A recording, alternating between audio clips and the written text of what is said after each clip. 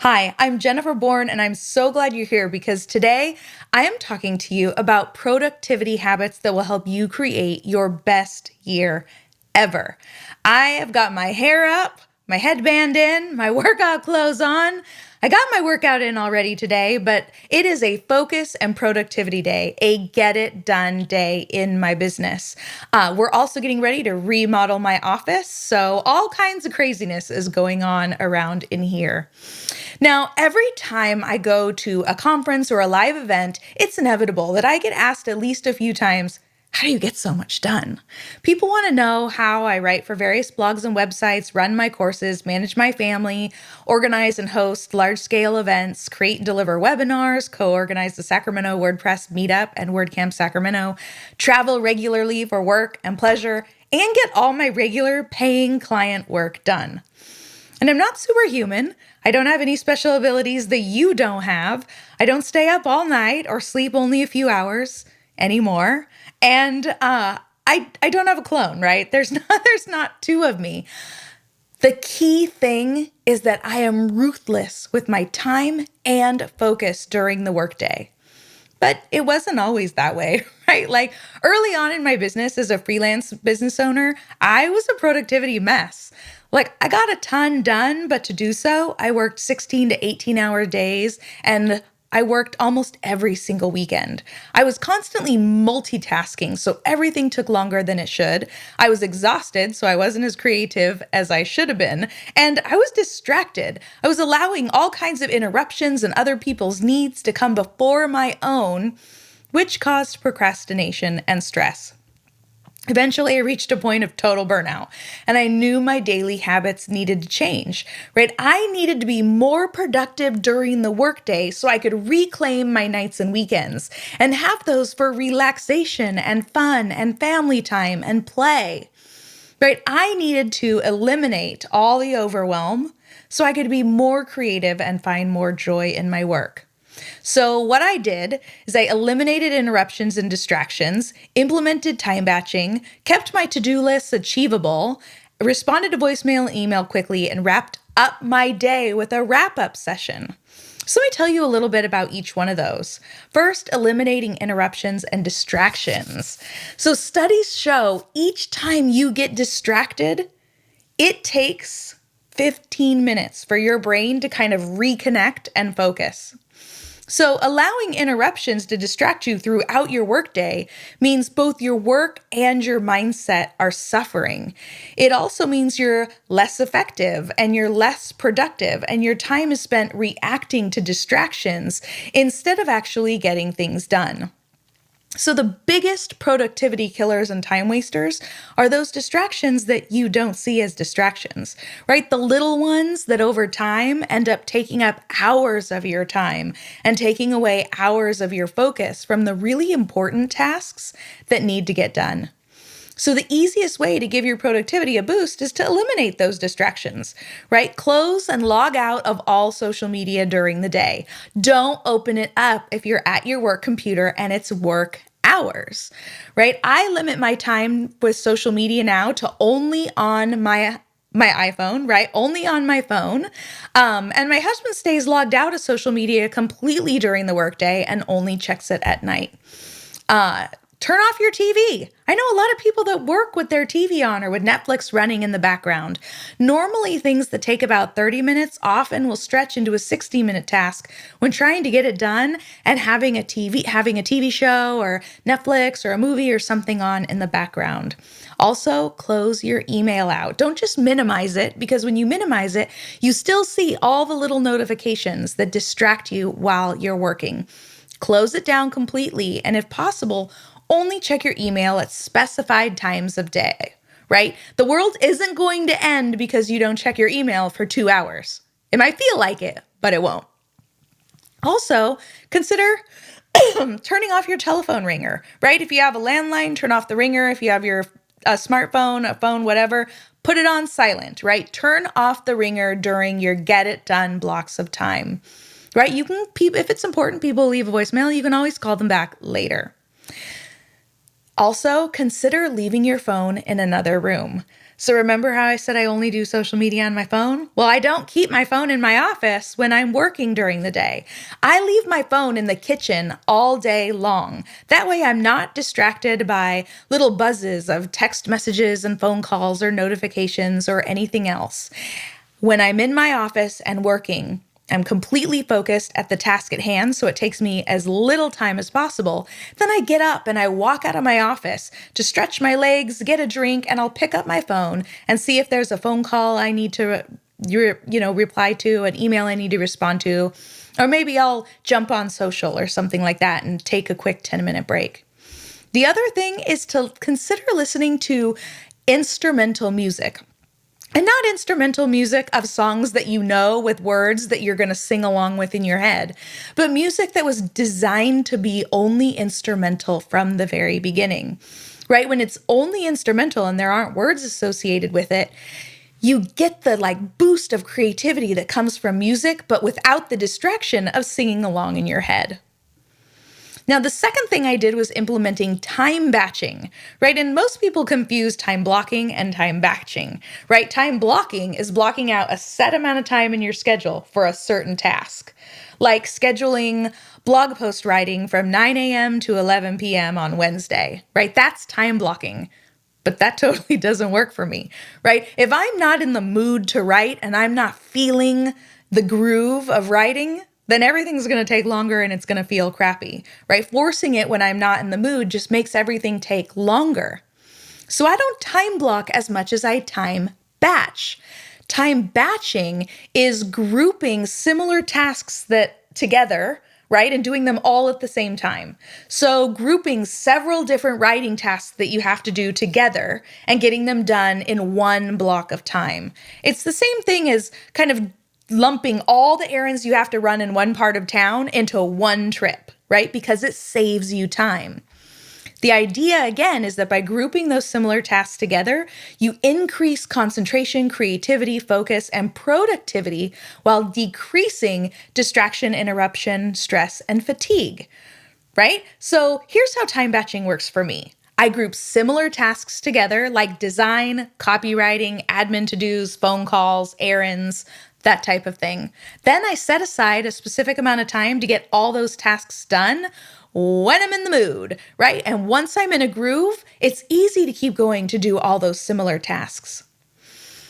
I let anybody I know that I'm currently working with that for the next so many hours, I'm going to be busy and I don't want any distractions or interruptions, right? And I take a break after each batch of tasks, right? I get up again, walk around, stretch my legs, get a drink, gotta stay hydrated, and then come back to my desk to focus on the next batch of tasks. I cram everything that is humanly possible between the hours of 9 a.m. and 5 p.m. Monday through Friday so I can truly relax and recharge in the evenings and on the weekends, have time away from work, and really make sure that I'm managing my creativity so I show up the best for my clients. Now, the third thing I did is change the way I approach my to-do lists. My to-do lists were never ending. Right? They were basically not achievable because they were huge. There was no way I could get everything on my to-do list done in one day, right? It just kept growing and growing. In fact, my to-do list was growing faster than I was checking things off of it, right? And that causes massive feelings of overwhelm and stress, which leads to frustration, exhaustion, sleepless nights, and burnout. And I know because I've been there. So here's what I did to eliminate that stress and keep my to-do lists more manageable. I stopped using one massive to-do list. Instead of one list with everything that I need to do, I broke it up into multiple smaller lists, right? That allowed me to finish those lists. They were doable, achievable lists. I then broke up those lists into time-sensitive tasks and non-time-sensitive tasks, things with a deadline and things that don't have a deadline, right? Then each day I create a to-do list for the day, pulling from those master to-do lists, right? So I may have one master list of all the to-dos related to copywriting or design. Then when I'm looking at what do I have to do tomorrow, let me create my to-do list for tomorrow. Right? I create one big thing. I put one big thing on that to-do list, and then I fill that with like 3 more important time-sensitive things that have deadlines, and then 2 things usually that are, it would be really nice if I could get this done, 2 things, right? So that achievable small to-do list helps me make sure I'm focused each day. It helps me make sure I can check everything off, crumple that thing up, and throw it in the garbage at the end of every day, right? And that feels really good.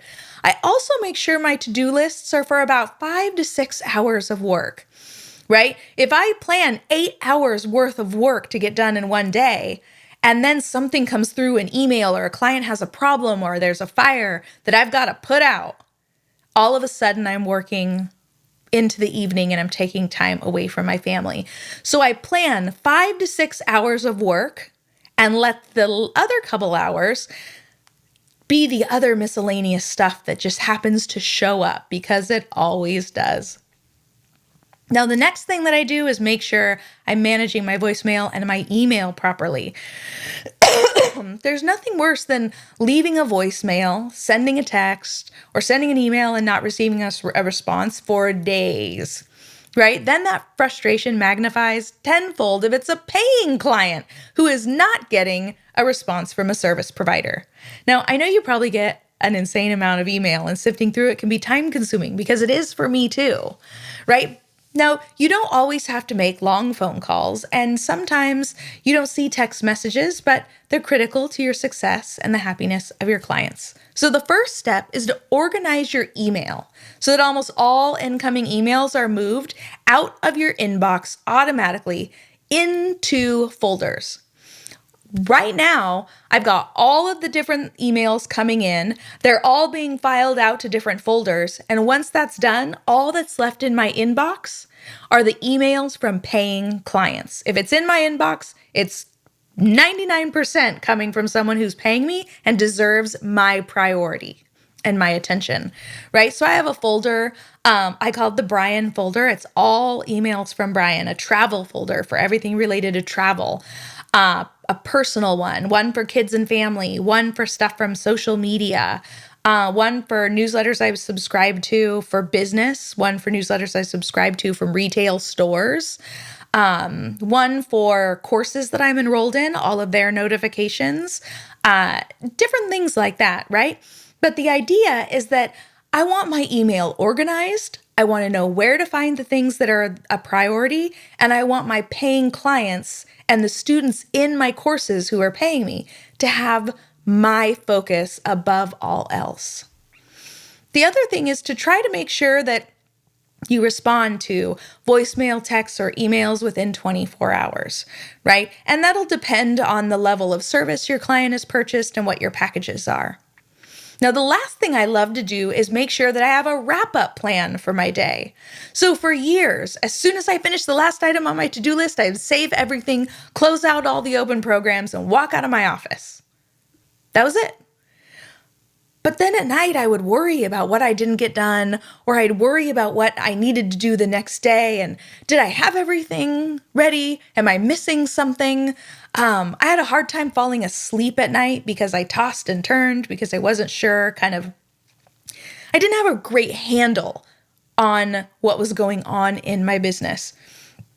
Everything changed for the better when I created a habit that put next day action plans in place, right? The shift began with scheduling a conclusion period or a wrap-up period at the end of every workday. So just as every article, report, white paper, book, or movie has a conclusion, your workday needs a conclusion too. This is a block of time at the end of the workday to close out everything in progress, assess how the day went, what got done and what didn't. I clean up my office space and I prepare for the next day. So here's what my daily kind of conclusion period looks like. I save and close out all open files and programs, and I clean up all those files for projects that are in process. I review my daily to-do list, assessing what got done and what didn't, and if everything's completed, I throw it away. I review my master to-do lists and client project deadlines and create the to-do list for the next day. That way I know exactly what I have to get done the next day before I even go into the office. I then usually check my email one more time, delete, delegate, or quickly respond to those that have come in at the last second.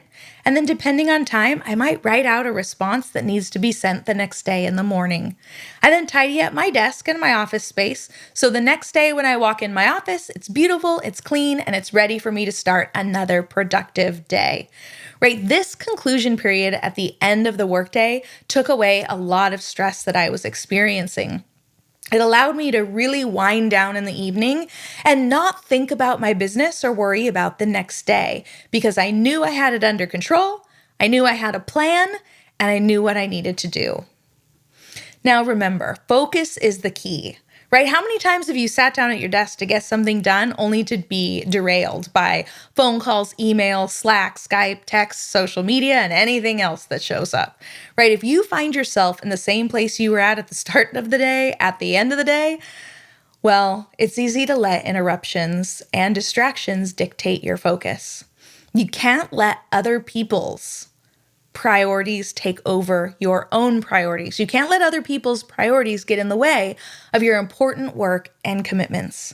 Eliminating all interruptions, right, and distractions is critical for your productivity. You have to be ruthless with your focus and attention. That's what I am, and it's how I get so much work done between the hours of 9 and 5, and I'm able to not work nights and weekends and take vacations without worrying about it. Right? So remember, leave your phone in another room. Put on headphones, ask colleagues to leave you alone for a set time period, close Slack, close social, close email, and stay focused. Batch similar tasks together to get more done faster, and keep your to-do list achievable to create feelings of success and accomplishment at the end of the day. Plan specific times to check your email during the day instead of leaving it open all day. And try to respond to email and phone calls within 24 hours of receiving them. Then wrap up your day by planning out your next day. Creating these new productivity habits can be tough, especially when you talk to people about closing email or Slack or social media or putting their phone in a whole different room. But it will help eliminate the stress and the overwhelm that you might be feeling. It will help improve productivity and help you get more done. And if you are ruthless with your focus and attention, you will be able to get all the work done that you have to do in less time, which means you either get to work less for the same amount of money, or you have more time in your schedule to take on new work. So hopefully these tips have helped you like they've helped me. You can find out more in the blog post associated with this video, and hopefully I'll see you next time. Thanks a lot. Again, have a great day.